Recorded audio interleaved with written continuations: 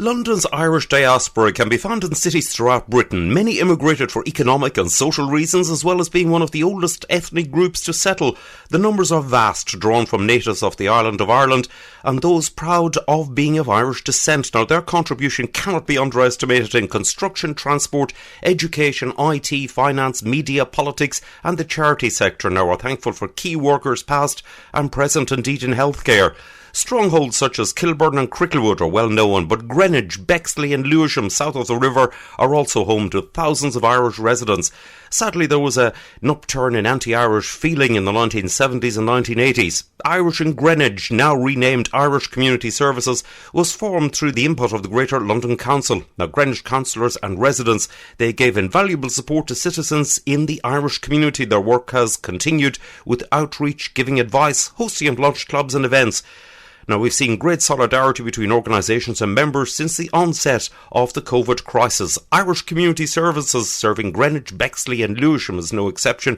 After the show, visit their website. It's irishcommunityservices.org, or you can call them on 020 8854 4466 to speak to one of their friendly team. Now, to tell us more, I'm delighted to welcome the Chair of Trustees, Patrick Burns. Patrick, great to have you along. Good afternoon to you too, Jerry, and to your listeners. Patrick, you were originally from Tipperary, but you emigrated to the heart of Sussex. For your part, the transition was a good one, but you're aware that wasn't the case for some who came before you. What have you learned?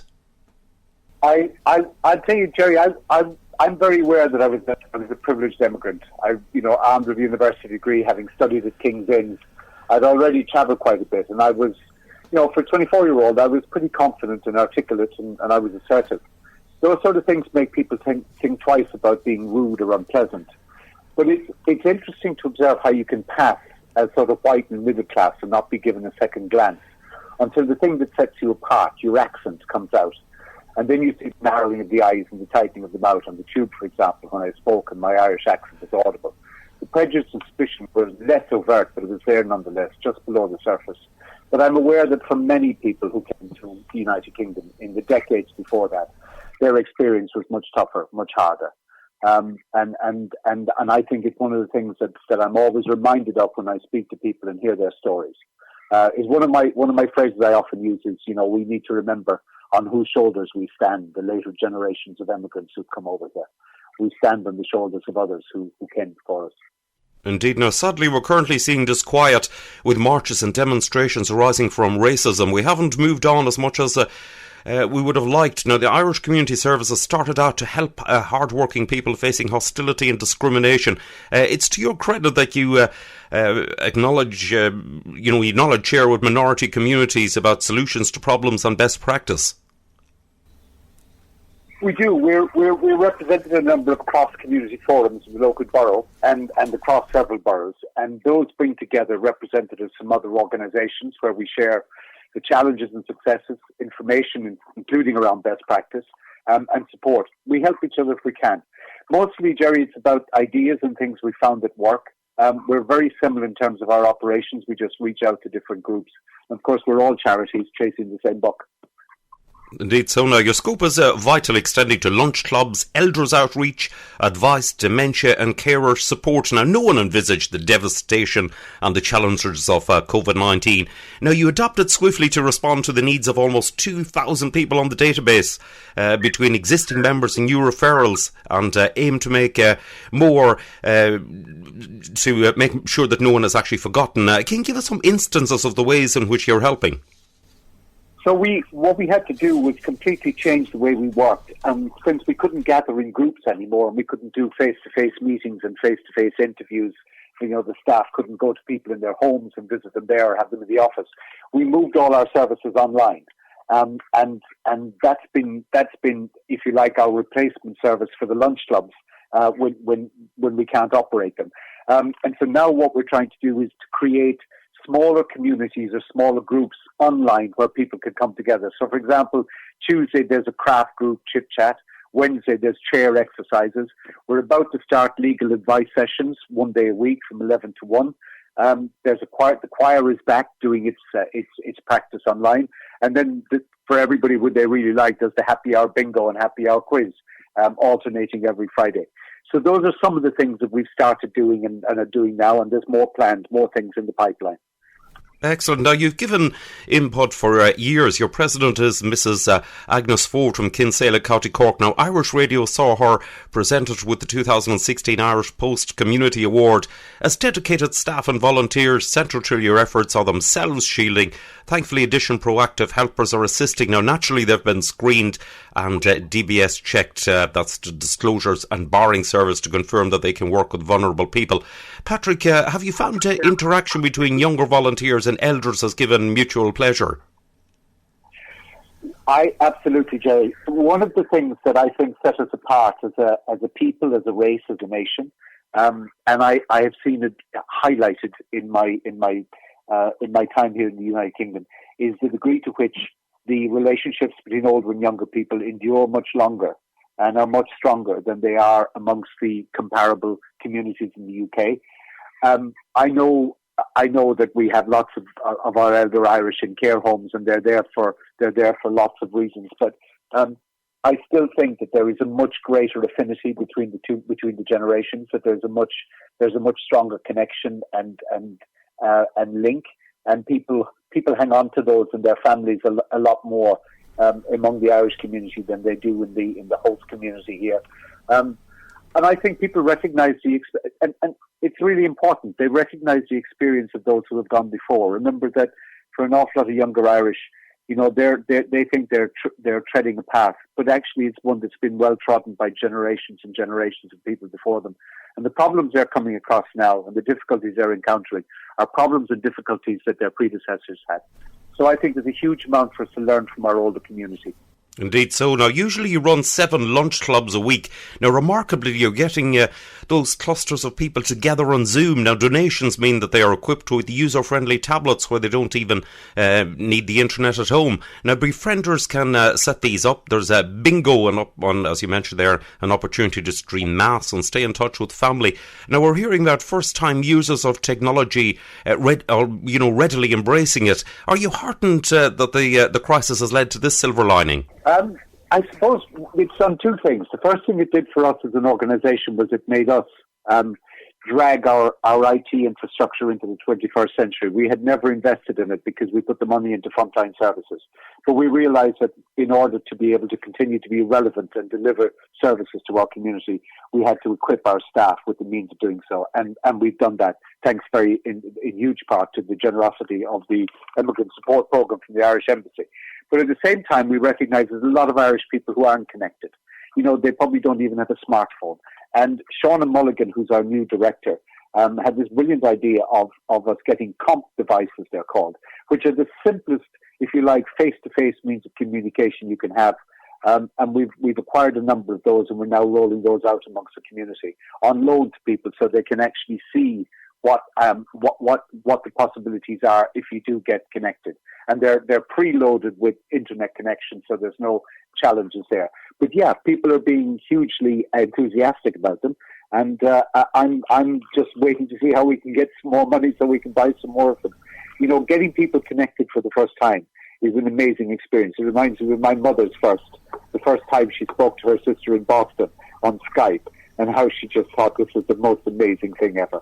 And she was well into her late 70s when she did that.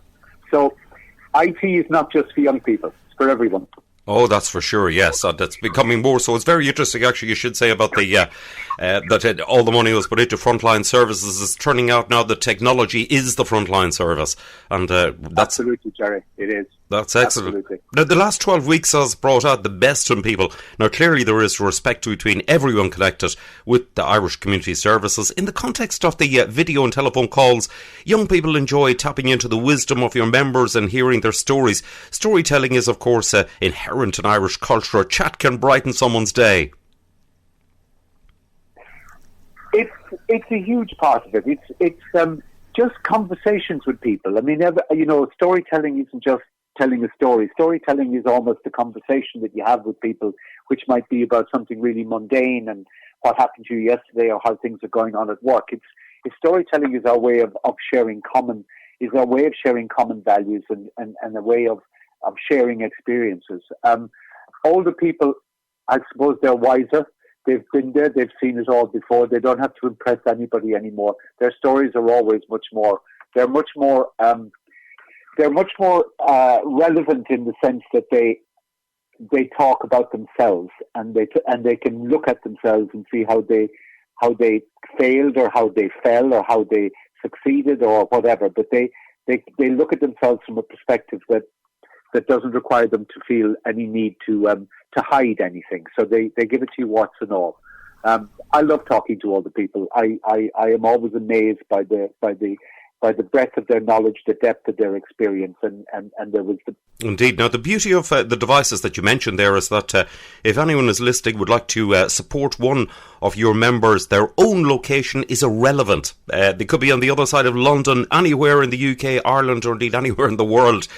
Please consider getting in touch with Irish Community Services. See irishcommunityservices.org, or you can call them. That number once again is 020 8854 4466 to volunteer. Now, you can build a mutually rewarding relationship. Oh gosh, we would be absolutely lost without our volunteers. They are the most. They are the bedrock upon which we've been built. But we've had organisations like Asda and Charlton have given us supplies and things for our puzzle packs that we were sending out. There's another. Here's a good one. I recently had to put up screens in the office for when staff work in there, and I got a local guy in Bexley Heath. I found him and asked him would he send somebody in to put them in for me, and he did. And when I met him a couple of hours later to pay him, he said, "No," he said, "have it. You're a charity. You're a local charity. You're doing good for the community." That sort of stuff is just so reassuring, and it's so heartwarming when it happens. Indeed. Now, to recap then, organisationally, you have a big task arranging calls to keep people's spirits up, setting up bingo sessions and catch-up, ensuring people have their prescriptions and any advice they might need about medical appointments or benefits. The well-informed Irish Community Services team are on hand to answer queries. Now, people shouldn't feel in the least bit intimidated or shy about getting in touch if they're in the borough of Greenwich. They can be assured of a warm welcome, I'm sure, Patrick. Absolutely. Look, we recognise that Irish people are not great, and particularly older Irish people are not great at asking for help. They don't want to be a problem. They don't want to be a bother. They kind of think they'll only be a nuisance and annoying people. They must absolutely put that to one side. We're here to help. That's our job. That's what we do. We're funded to do that. We're only delighted to take people's call. And it's about enabling people to get what they are entitled to and to get advice that they need. And hopefully, we talk about it as a culturally sensitive service. That's, what we try and do is make sure that we give advice to people in a context where we understand, especially perhaps their particular circumstances. Yeah. So absolutely encourage anybody who needs to get in touch with us.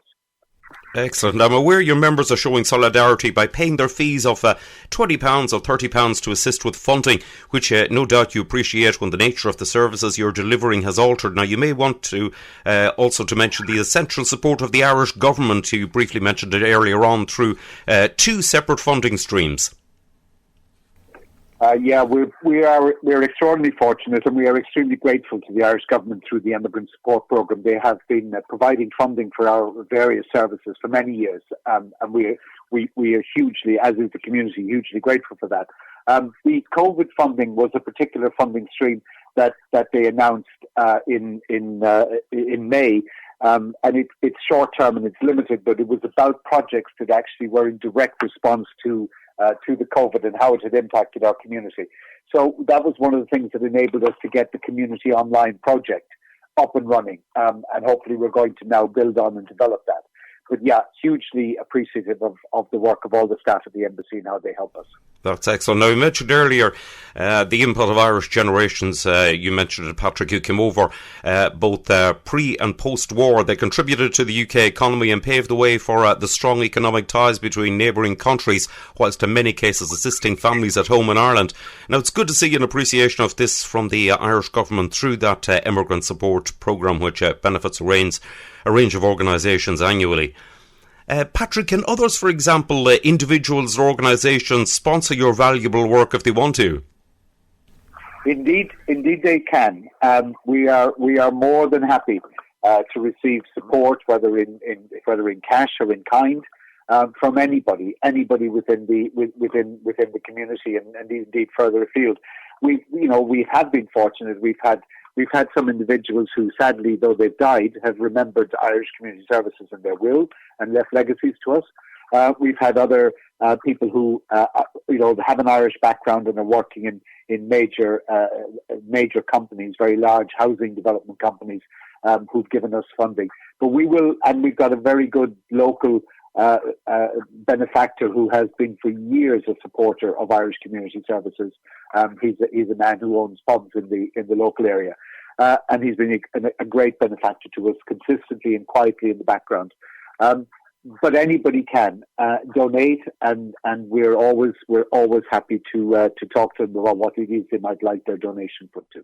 Excellent. Now, this insight into the role of the Irish Community Services has been very interesting, I'll have to say. In the weeks ahead, your director, the very able Sean Mulligan, whom we've collaborated with in the past on charitable endeavours, will update us on significant developments at your regional charity. We'll make announcements on the show. Once again, if you're a resident in South East London, don't hesitate to contact Irish Community Services inside or outside of business hours. You're guaranteed a call back. The number is 020 8854 4466. Website irishcommunityservices.org, with a link on our own website irishradio.org. Patrick, your work on behalf of the community is so important. Thank you very much for sharing the information. You're very welcome, Jerry. It's good to talk to you.